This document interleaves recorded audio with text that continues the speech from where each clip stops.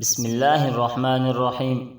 رسول اللہ صلی اللہ علیہ وسلم نے ایک دن خطبہ دیا اور اس میں ارشاد فرمایا، اے لوگو، اللہ نے تم پر حج فرض کیا ہے، لہٰذا حج ادا کرو۔ ایک شخص نے عرض کیا، یا رسول اللہ، کیا ہم پر ہر سال حج کرنا فرض ہے؟ رسول اللہ صلی اللہ علیہ وسلم نے اس کے جواب میں سکوت فرمایا اور کوئی جواب نہ دیا، یہاں تک کہ اس شخص نے 3 دفعہ اپنا وہ سوال دہرایا تو آپ صلی اللہ علیہ وسلم نے ناراضگی کے ساتھ فرمایا، اگر میں تمہارے سوال کے جواب میں ہاں کہہ دیتا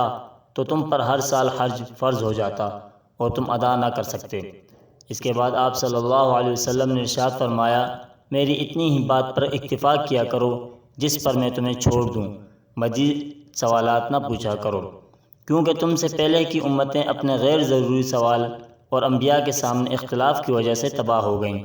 پس جب میں تمہیں کسی بات کا حکم دوں تو جس حد تک تم میں طاقت ہو اسے بجا لاؤ، اور جب میں تمہیں کسی چیز سے منع کروں تو تم اس سے رک جاؤ۔